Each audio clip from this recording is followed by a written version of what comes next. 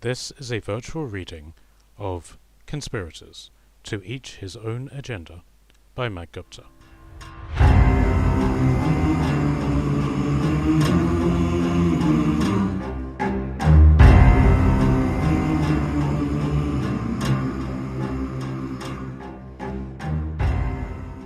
Chapter 10. Islesfield. Gilorn looked out from the wall of Islesfield. From there, he could see the forest that he regularly hunted with his father before he died. Many of his fondest memories were in that forest. It was also where he'd first stolen his wife away when she was working on the wheat farm. It was a magical time, until they were caught. He flexed his arms. His joints were aching badly from all of the extra work the drill sergeant had put them through. He was normally quite fit, but he liked his exercise in small doses. Gilorn had wasted no time in making sure that everyone found out that Gilorn was responsible for the forced exercise, and none of the Dacians were grateful for it. Of course, all of the younger soldiers were happy to boast about their new figures and mass, but none of the soldiers were sending any good comments to him. His legion had been garrisoned in Islesfield for about 8 days now, and tomorrow his cohort would be sent home. Falthor had been generous to him for his journey back. He'd given Gilorn a horse, a heavy bag of gold coins, and a brooch of Islesfield, which he was now wearing proudly on his chest. He wasn't sure whether his wife would be happy about it or not. He knew that she didn't want him to have a soldier's life, and this deal with Falthor would essentially confirm him as Falthor's personal soldier. He worked his fingers nervously at the thought. The sun was nearly setting now. From where he was, he could see it over the tips of the forest, but soon it would disappear behind the higher trees. It was unusual. At the capital, the landscape had inspired him with dread, but here it was simply a wall of green. Nothing about it was scaring him. In fact, he found himself wondering how long it would take to climb the highest tree. There was suddenly a huge splash from below him. He looked down, leaning over the wall. A number of soldiers had leapt off of the wall into the river and were now guffawing with laughter. Gilorn looked down at them, smiling slightly. He knew he wouldn't be welcome to join them, so he simply watched them. A number of other soldiers had cottoned on to what they were doing, stripped off their clothes and armor and leapt in as well. Gilorn remarked to himself about how cold the water must be, and laughed slightly when another soldier jumped in and yelled out with shock. Unfortunately, one of the soldiers clambered onto a rock formation and threw his arms up, revealing all of his extremities for all to see, finally finishing off by waving his manhood around at everyone below and shouting a claim to the river. Someone in the river told him to be quiet and threw something at him, causing him to fall off and crash back into the water. Gilorn laughed out loud and then sighed. He'd never experienced camaraderie like that. He doubted he ever would. With this in mind, he turned and descended down the stone stairs to his tent in the main courtyard of the fortress. His arrival was met with mutters of discontent from the rangers that were there. Gilorn made it to his tent without incident, but when he lay down on his blanket and took a piece of bread out of his satchel, a number of rangers made their way over to him. "Oi, you," a rather filthy and ugly-looking ranger spat. "I've had my face in the mud for hours because of you." Gilorn was expecting this. He got up and took a deep breath. "It's an improvement," he exhaled, knowing what was coming. The two rangers who were flanking the ugly one grabbed Gilorn and made him lean backwards. "I'm going to smash your face in and I'll like it," the ugly one laughed, somewhat stupidly. The ranger made a heavy blow at Gilorn's face. Spit and blood flew out of his mouth as Gilorn was thrown against the other rangers. They quickly pushed him back into position. The next blow was to his chin, nearly causing him to fly off of his feet. Another to his stomach and then to his chest. The ranger backed off slightly to examine the masterpiece that was Gilorn's face. Suddenly, he screamed out in pain. An arrow had embedded itself in his leg. "You shot me, you fucker," he shouted, turning to see Gilorn, who was holding a bow and had 3 arrows tucked into a clenched fist. "Oh, sorry," Gilorn smiled. He plucked the string on his bow, as if testing it. "I was aiming for him." He pointed to the ranger to the left of Gilorn. "Let me try again," he knocked, and fired the second arrow, which got the ranger in the arm that was holding Gilorn.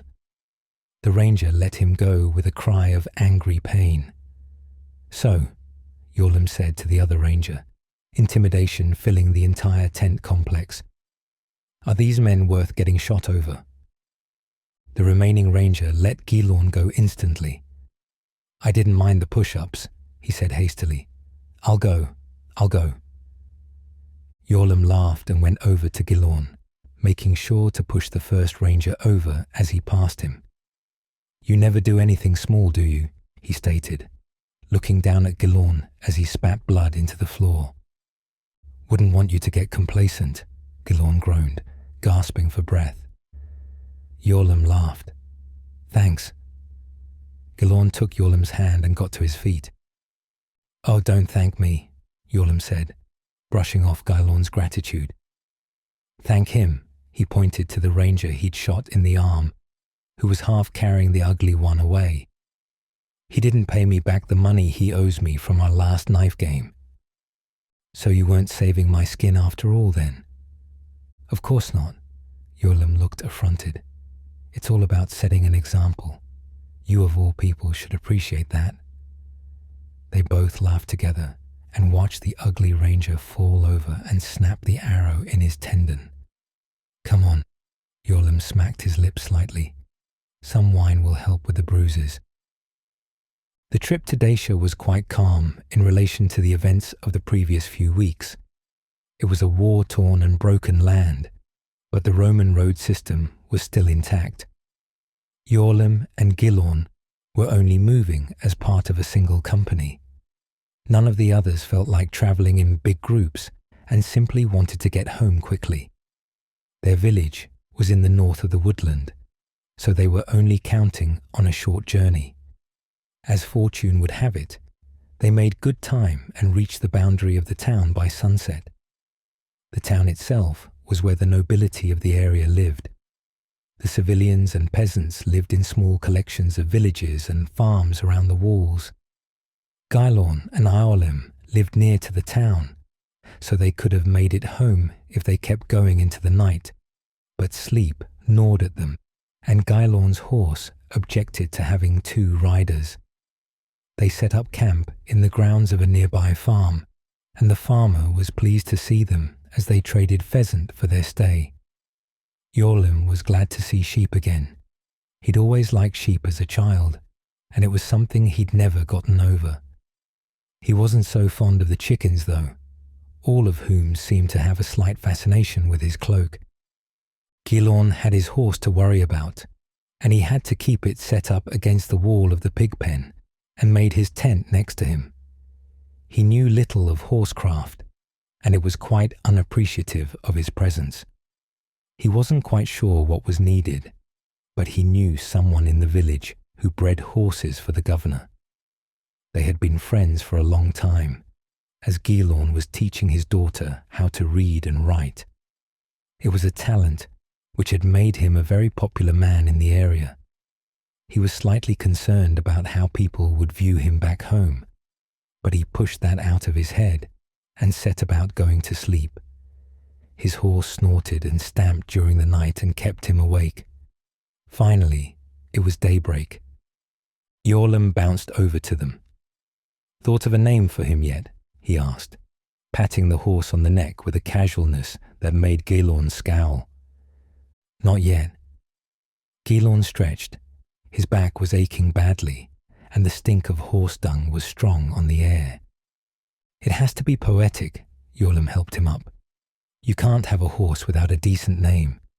Name him after some warrior from the history book you have or something."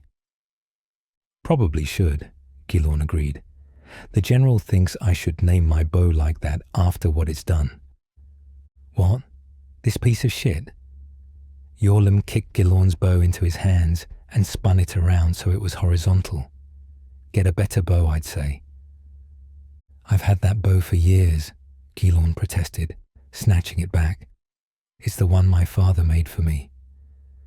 "Suit yourself," Yorlim smirked. "Come on." He nudged his head towards home. "I'm starving. Let's go." The journey only took a few hours. Before the rest of the world had woken up, they were home. They parted ways at the village square, where a great stone statue of the King Trajan, the Roman king who had butchered and subjugated Dacia, stood. Gilorn heading towards an old windmill, Yorlim for the town tavern. Gilorn's timing was only a few minutes out.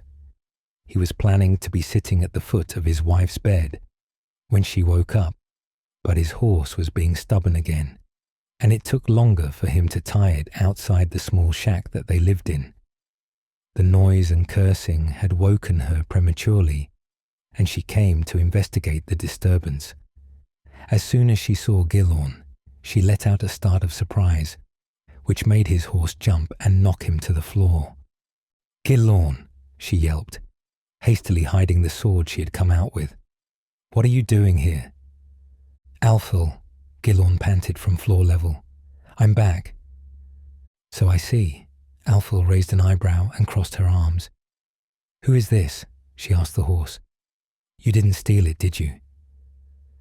The horse let out a sarcastic grunt and wandered off towards a hay bale and began to eat. "This is my horse. He was gifted to me by the general." "And what exactly did you do to earn a horse?" she asked, as if she was working an apology out of him. Gilorn got up. She was dressed in grey, as she always was. Her braided brown hair was long and dark, slightly obscuring the wedding tattoo around her forehead, and her trousers were flecked with dirt already. It was the only set of clothes that she owned. "That's a long story." "I can imagine." Gilorn pulled himself to his feet. An old argument was etched into her face. He suddenly remembered how they had argued the morning he had departed. It was something that he had forgotten in his longing for home. There was a long, awkward silence. Then, finally, Gilorn made the first move. He presented her with a flower he'd picked from Islesfield, a bright red petalled flower with a long, stiff green stem. It was a rarity in Horseland, in its native land, and almost impossible to find in the Roman kingdom. It was a fact that Felthor had told him when he picked it, and he chose it for that reason. But now he realized that Alfil would know none of that, and would barely appreciate that fact. So he refrained from telling it to her. He simply hoped that the flower would be enough. As fortune had it, it was enough to make her pause in her attitude. "Come on," she flicked her head to one side. "I'll make breakfast." Gilorn made to follow her into the house, but she stopped him.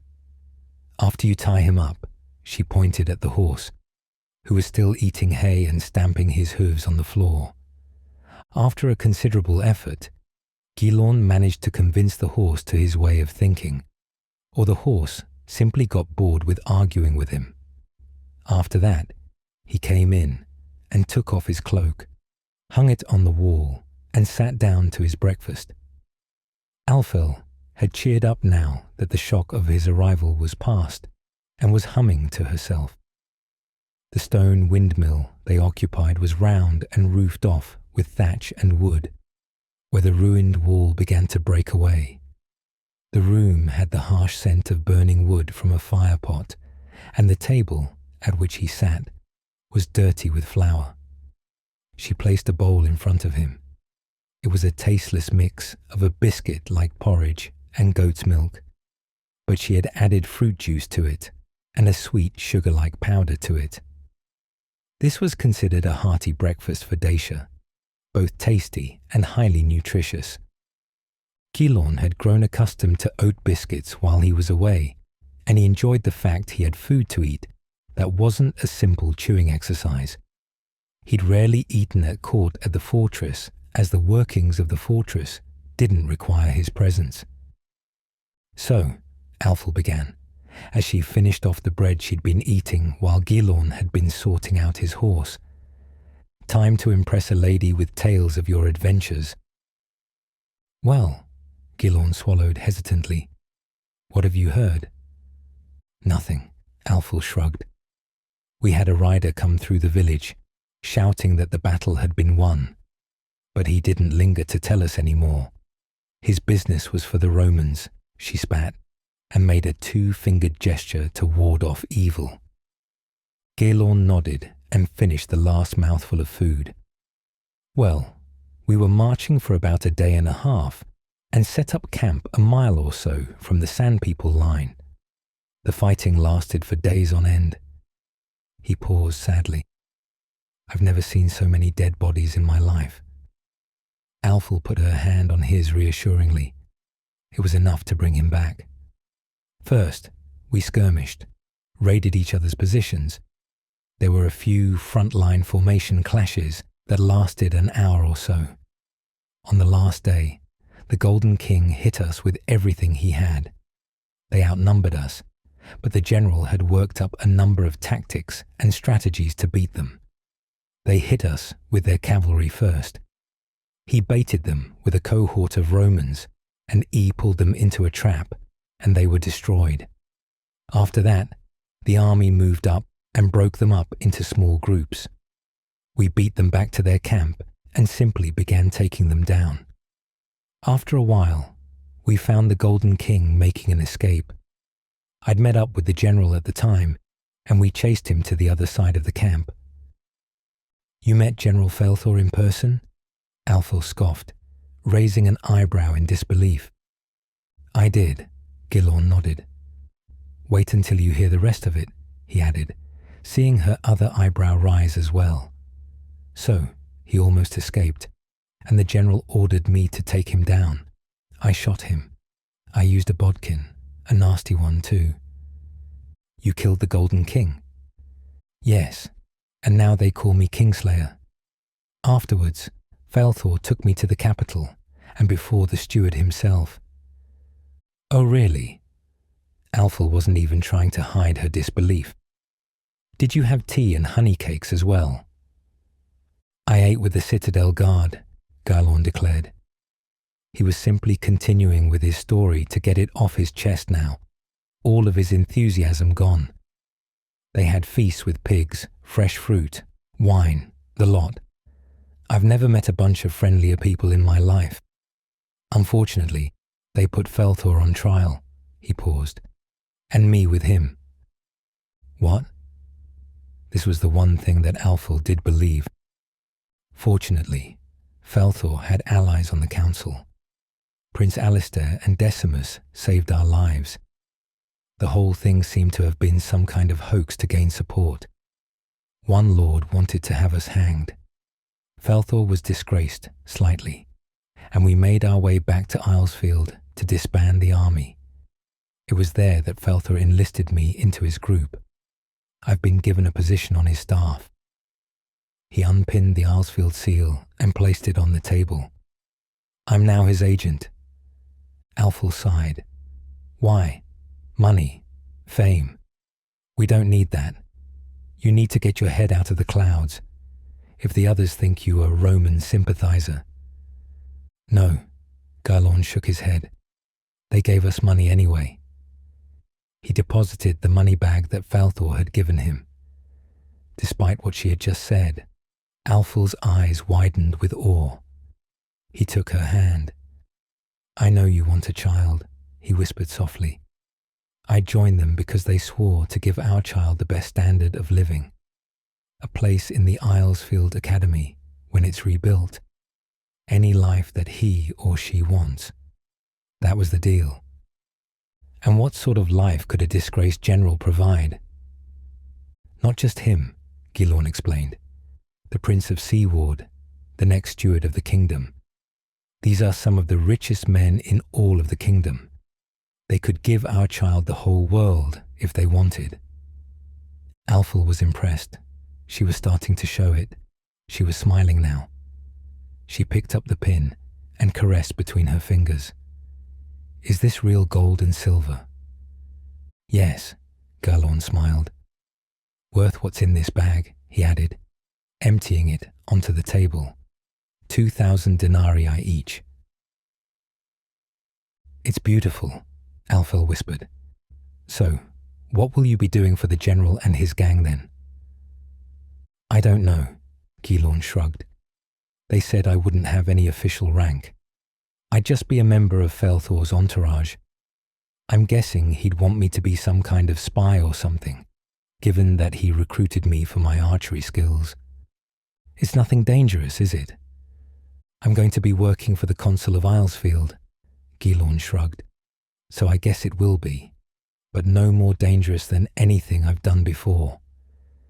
He averted his eyes. "Including you." She kicked him under the table.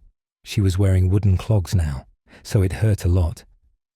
"Careful," she smirked playfully. "I'm still angry with you." "That sounds about right," Gilorn grunted, clutching his shin. "But don't worry. I'm not going anywhere for now. I'm here for the harvest and to be with you." Alfil nodded slightly and smiled again. "Well, in that case," she suggestively leaned forward to tease him, "you need a bath." Gilorn laughed. "A long one," she added. She took the plate out to be washed outside with the clothes. "Oh," she added from the doorway, "if we're going to own a horse, you're going to name him right. Get Yorlim to help you build a stable for him." Gilorn nodded happily. He let out a sigh of relief. He was home at last. The harvest was only a week away, and he was going to enjoy every moment of it. It wouldn't last, though. It wouldn't be long before Felthor called upon him again.